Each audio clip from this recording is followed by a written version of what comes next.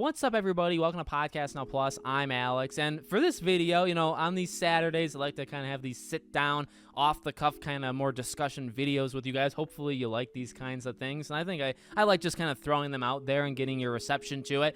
I want to talk about next year in gaming, and I want to talk about how we're getting to the point where we're going to start to need some release dates very, very soon, and allow me to explain. This is the summary, or this is the basic idea of this video right here. So I think to the future quite often. It's a curse and also a gift. That's just something I do.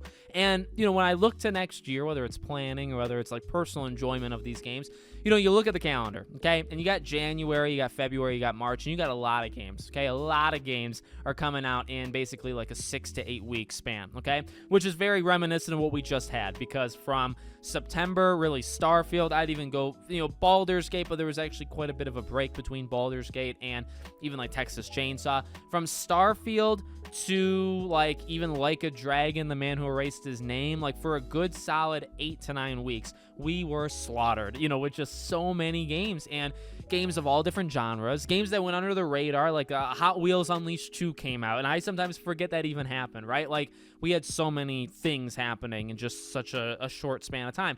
We're going to have the same thing next year, okay? It's going to happen again, and it's going to be, I think, really, really fun, because it's also going to be a wide variety of games, and some games will suck, and some will be good, and some will be surprisingly good, maybe surprisingly bad, who knows? After that, and this is what I want to talk about, for the rest of this video, after that, it's very much unknown. If you look at any of the, Wikipedia does a calendar, and that's one I go on quite a bit. You have Game Informer, there's a few different sites that do calendars of upcoming release. I think IGN does it, but theirs is very messy, so I don't like to go on, and I don't like to support IGN anyway. But anyway, you look past March, okay? You go to April on, and there's really not a lot. In fact, while we think of, and I think this is true, 2024 could rival 2023. And 2023, even last year, 2022, we've had some really good years in video games. We really have. 2020 was a phenomenal year. I actually just got done recording a video for my third channel where I looked back at some of these years. There are some years that are way more packed with games than others, for sure. But 2020 was a big year. 2021, not so much. I think it kind of built, from there. 2021 was the lower point, and it's built from there.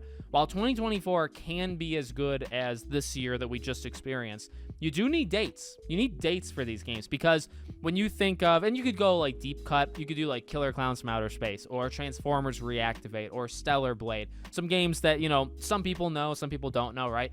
These games could help the year, but they don't have dates. None of them. Any of these games I'm about to mention or just did do not have release dates. You got I'm going to throw in Hades 2, but simply as a beta thing, because it's going in early access first, then as a full launch. So you have something like Hades 2.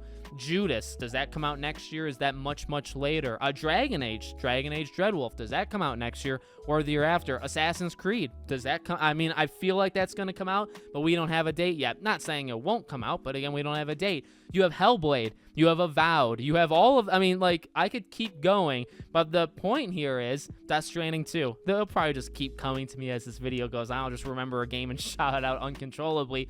But the point is, there are a lot of games. There's easily enough games to make next year legendary. And I would even say, again, in that 7-week stretch to almost begin the year, you got a lot of good ones. And I think a game like Infinite Wealth could be a game that you look at the end of the year and say, yep, that's a game of the year contender literally right there. Suicide Squad's definitely going to be divisive. I don't think that's going to be a major highlight, but who knows? Truly, who knows? You have Spider-Man DLC maybe, or a spin-off thing there. There's just so much that could happen, but again, you don't have any dates. Now, well, why do I bring that up? Well, I want them.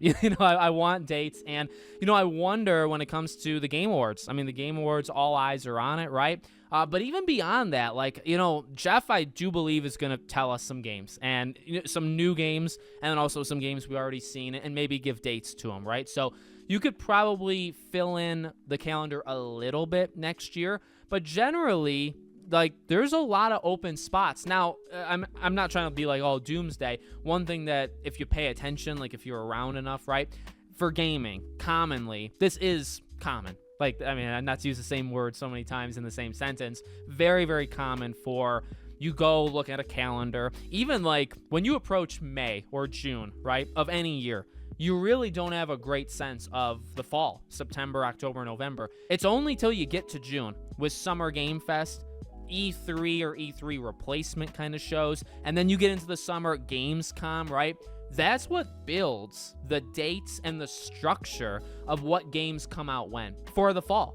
You don't know 5 months before what games are coming out. Gaming is very much like that, and in some ways, like, that's good. Some ways I absolutely hate that. You just can't really prepare too far ahead, right? Wonder Woman, highly doubt, but there's a shot, you know what I mean? And you wouldn't know until, again, maybe like the summer. You'd find out it comes in November or December. A thing like GTA 6, they might even say that game comes out fall of 2024, and then it gets delayed to 2025. Right now, that's game delays are common. You know what I mean? Wolf Among Us 2, there's another game. See, it's just literally gonna pop up like randomly. But I will say that, you know, I mean, that is important to remember. Like, I'm not demanding dates for to fill out the next like 9 months tomorrow. You know, I'm not that foolish. And because again, like every year, it's kind of the same thing. You build almost quarterly, or at least like half a year. So like we should, and I will say, we should find out about that March, April, May, June period. We should, like, that should start to be filled in more by like January, the end of January, maybe early February. So over these next like 2 or 3 months, you fill in a lot of gaps of, well, what comes out in May? Literally nothing. Like, if you look in terms of what's announced, what's scheduled, basically, or maybe even literally 0 games come out this upcoming May.